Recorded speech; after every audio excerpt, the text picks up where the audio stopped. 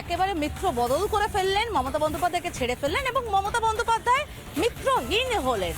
মদন মিত্রও কিন্তু একই কথা বলছেন, অভিষেক বন্দ্যোপাধ্যায়ের কথা বলছেন এবং মদন মিত্র তার চিরাচরিত স্বভাব, চিরাচরিত কথার যে স্টাইল, সেই স্টাইলে বললেন যে আরে ইডি ডাকলে তো তবু কথা বলতে পারবো, কিন্তু অভিষেক বন্দ্যোপাধ্যায় কখন কি করে দেবে তা বলতে পারবো না।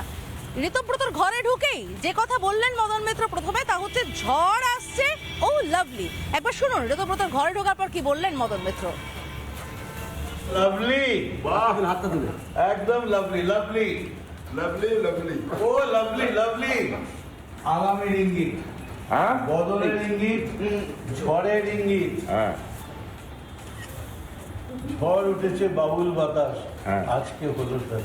ও লাভলি, বাহ, হাতটা তুলে একদম লাভলি লাভলি লাভলি লাভলি, ও লাভলি লাভলি।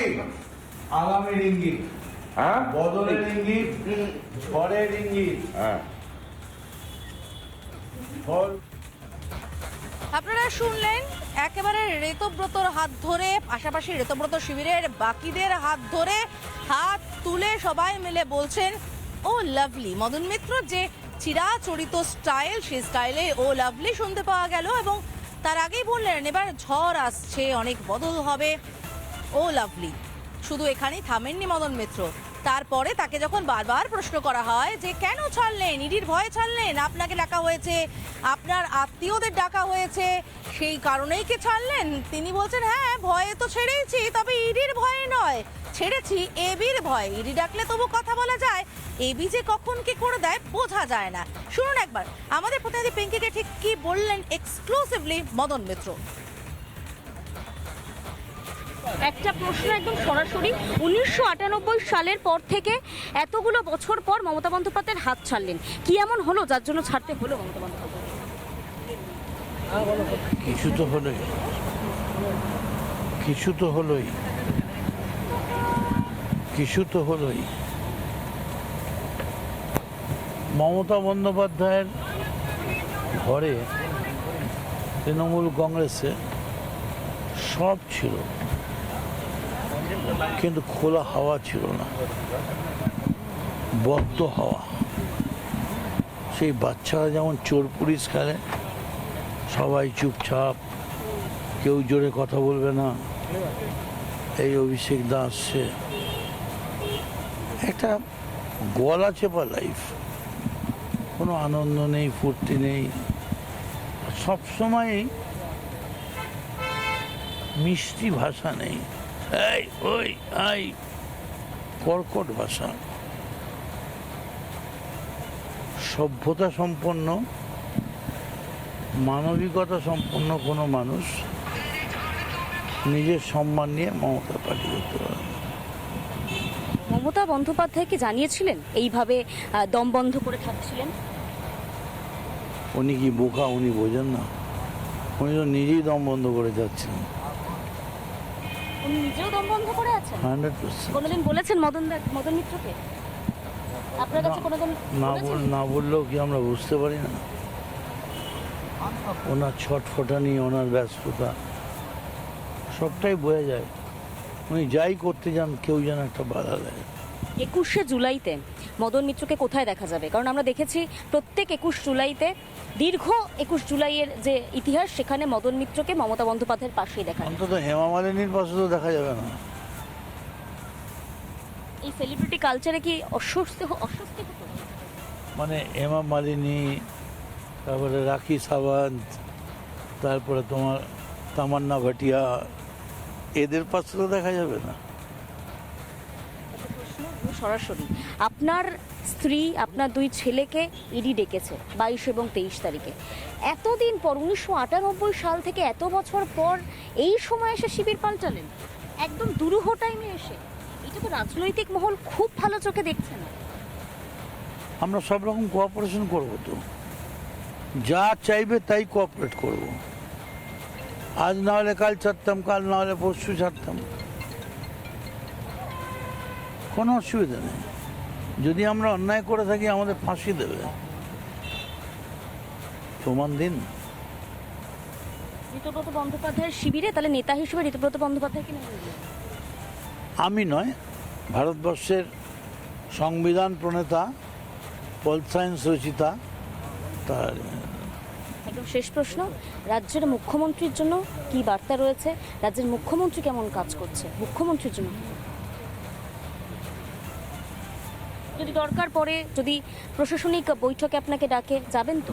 নিশ্চয়ই, যদি আমাদের দলের এলোপিরা সবাই মিলে ঠিক করে। মমতা বন্দ্যোপাধ্যায়ের মতো যে আচরণ শেষের দিকে বারবার আপনারা দেখেছেন মুখ্যমন্ত্রী হিসেবে, সেগুলো কোথাও গিয়ে? না না, এরকম এই মুখ্যমন্ত্রী সেই মুখ্যমন্ত্রী নয়। কেন কেন এর মনে হলো? এর আচরণ দেখেই বোঝা যাচ্ছে চেষ্টা করছে তো, কত লোকের পাচ্ছে। তবে খুব সাবধানী পদক্ষেপ ফেলুন, নাগিনীরা চারিদিকে ফেলিছে নিঃশ্বাস।